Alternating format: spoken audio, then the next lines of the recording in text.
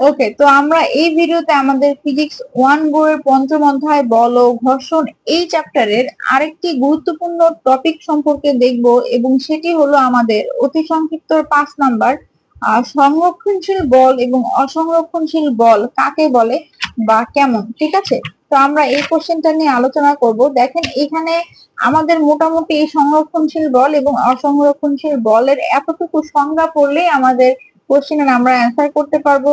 এটাকে ইংরেজিতে কনজারভেটিভ এবং নন কনজারভেটিভ ফোর্স বলা হয়। তো এটা যদি আপনাদের সংক্ষিপ্ততে আসে, অতি সংক্ষিপ্ততে আসে আর কি, ছোট কোশ্চেনে, তখন আপনাকে হয়তোবা জিজ্ঞাসা করবে সংরক্ষণশীল বল কাকে বলে, কিংবা জিজ্ঞাসা করবে অসংরক্ষণশীল বল কাকে বলে। তো আপনারা শুধু সংজ্ঞাটুকু লিখবেন, হয়ে যাবে। আর যদি এটা অতি সংক্ষিপ্ততে না এসে সংক্ষিপ্ততে আসে, তখন এটা এইভাবে আসবে যে সংরক্ষণশীল এবং অসংরক্ষণশীল দুইটা বলই কাকে বলে, তখন আপনাকে দুইটার সংজ্ঞা লিখতে হবে। তো এখানকার সংরক্ষণশীল বলের যে সংজ্ঞাটা দেওয়া আছে সেটা পড়ার আগে আমি যেটা করব সেটা হলো আপনাদেরকে একটু নর্মাল জিনিসপত্র নিয়ে কথা বলবো। যেমন দেখেন, এখানে আমি একটা পয়েন্ট লিখে রাখছি, সেটা হলো সংরক্ষণশীল বল এবং অসংরক্ষণশীল বলের মধ্যে মেইন মেইন পার্থক্যটা আসলে কি। মেইন পার্থক্যটা দেখেন, এই সংরক্ষণশীল বলটা পথের উপর নির্ভরশীল না, পথের উপর নির্ভরশীল না। আর এই অসংরক্ষণশীল বলটা পথের উপর নির্ভরশীল। যেমন ধরেন, আমি একটু উদাহরণ দিয়ে দেখাই। মনে করেন মহাকর্ষ বল। তো এই মহাকর্ষ বল সম্পর্কে আমরা 6 চ্যাপ্টারে যে ভালো করে পড়বো, তার আগে একটু জেনে রাখি, এটা সম্ভবত আমরা সবাই জানি যে মহাকর্ষ বলটা যে কোনো দুটি বস্তুর মধ্যকার আকর্ষণ বলটাকে, আকর্ষণ কিংবা বিকর্ষণ বলের পরিমাণটাকে আসলে মহাকর্ষ বল ডিফাইন করে। এবং এটার সূত্রটা কি হবে, যদি একটা বস্তুর ভর m1 আর একটা বস্তুর ভর m2 হয় এবং তারা যদি পরস্পর r দূরত্বে থাকে, তাহলে এদের মহাকর্ষ বলটা হবে F। এফ একটা এফ সমানুপাতিক আর কি, এফ সমানুপাতিক এই দুটা ভরের গুণফল ভাগ এদের দূরত্বের বর্গের ব্যস্তানুপাতিক। তার মানে এই মহাকর্ষ বলটা হলো এদের ভরের গুণফলের সমানুপাতিক এবং বস্তুদ্বয়ের দূরত্বের বর্গের ব্যস্তানুপাতিক। ঠিক আছে, পরবর্তীতে এখানে একটা ধ্রুবক চলে আসবে, সমান সমান উঠিয়ে দিলে আমরা জানি একটা ধ্রুবক চলে আসে, এক্ষেত্রে মহাকর্ষীয় ধ্রুবক ক্যাপিটাল জি চলে আসবে। এই ব্যাপারটা আমরা এতটুকু আমরা একটু জেনে রাখি। এই যতটুকু আমি বললাম এটা একটু জেনে রাখি, এটা সম্পর্কে আমরা 6 চ্যাপ্টারে যে আরো ভালো করে জানবো। তো আসলে এই সংরক্ষণশীল বলটা, আমি বলেছি কি সংরক্ষণশীল বলটার ক্ষেত্রে পথ ম্যাটার না, পথ কোনো ব্যাপার না। দেখেন, যখন আমি মহাকর্ষ বলের ক্ষেত্রে দুইটা বস্তুর মধ্যে আমি চিন্তা করতেছি, তখন এই দুইটা বস্তু কোন জায়গায় বসে আছে বা কি করতেছে সেখানকার পথটা ফ্যাক্ট না। এখানে শুধুমাত্র ফ্যাক্ট দূরত্বর কতটুকু, এদের মাঝখানে ডিস্টেন্স কতটুকু, এদের মাঝখানে পথ কি, নিচে কি পানি আছে, নিচে কি জমি আছে, নাকি নিচে আকাশের মধ্যে দুইটা ভেসে আছে, সেটা কিন্তু ফ্যাক্ট না। ফ্যাক্ট তাদের মাঝখানের ডিস্টেন্স কতটুকু। ঠিক আছে, তো এইরকম যেগুলো আছে সেগুলোর ক্ষেত্রে আসলে আমরা বলবো ওই সকল বলগুলো হলো সংরক্ষণশীল বল। ঠিক আছে, তো অসংরক্ষণশীল বলটা আমরা কিভাবে মনে রাখবো, এটা আবার মনে রাখবো যে এটার উপরে পথটা নির্ভরশীল। তো যেমন অসংরক্ষণশীল বলের একটা উদাহরণ হলো ঘর্ষণ বল। ঘর্ষণ বল, এখন আপনি চিন্তা করেন, আপনি এইরকম একটা পথ দিয়ে যাবেন, এখান থেকে এই বস্তুটাকে নিয়ে এখানে নিয়ে আসবেন।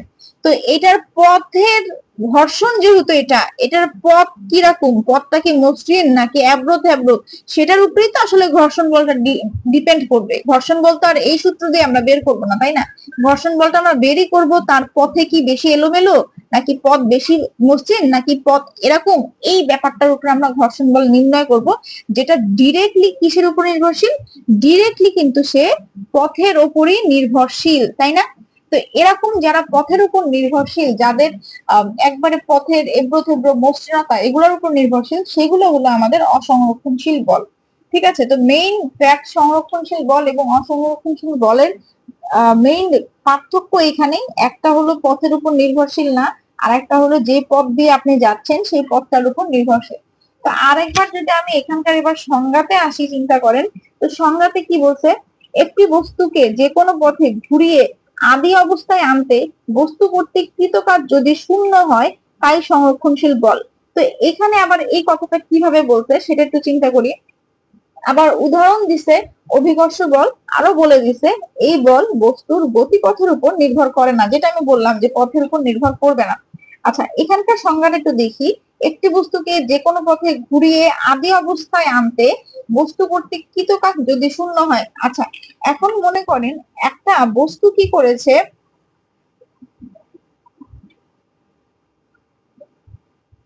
একটা বস্তু এই জায়গা থেকে আপনি এই উপরের এই বি তল থেকে এই নিচের এই বি তলে নিয়ে আসবেন, ঠিক আছে?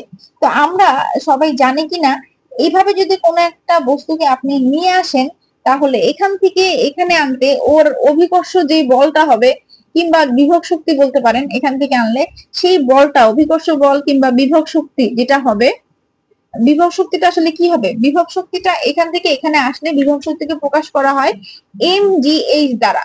তো আপনি এটারে এখান থেকে এই জায়গায় আনছেন, কিংবা মনে করেন এই পথেই নিয়ে আসছেন, কিংবা মনে করেন আপনি এইভাবে পথে নিয়ে আসছেন। তো এটার বিভব শক্তির সূত্র কি? এই বস্তুটার ভর m, অভিকর্ষ ত্বরণ g, স্মল g, এবং এটার হাইট এখান থেকে এ থেকে বি এর যে দূরত্ব কিংবা উচ্চতা এতটুকু, ঠিক আছে? তো এখন যেহেতু এই বিভব শক্তিটা ডিপেন্ড করবে এই সূত্রের উপর, তাহলে এখানে আমাকে শুধু হাইট বলছে। এখন আমি এই পথে যাই, এই পথে যাই, এইভাবে যাই, কিংবা আরো এইভাবে যাই, সেগুলো কিন্তু কোনো ম্যাটার না। আমার খালি আমি দেখবো এখান থেকে এখানকার দূরত্ব কতটুকু, কিংবা এ থেকে বি এর যেই ফাঁকা স্থান এটার উচ্চতা কতটুকু, তাই না? তো আপনি সুন্দর মতো মনে করেন এ থেকে বি তে এইভাবে নামলেন, নামার পরে আপনি কি করলেন, mgs পাইলেন। এটাকে আমি আরো একটু ক্লিয়ারলি আইকে দেখাই। দেখেন, আপনি মনে করেন যে এইভাবে এই পথেই মনে করেন আপনি আসছেন, আপনি এই পথে না, আপনি মনে করেন এই পথেই আসছেন, এ থেকে বি তে আপনি আসলেন। আপনার কি পরিমাণের শক্তি গেল, আপনার শক্তি গেল এখান থেকে আসতে গেল mgh, ঠিক আছে? এখন আপনি মনে করলেন আর এইভাবে আপনি নামতে পারতেন, আপনি এইভাবেও নামতে পারতেন।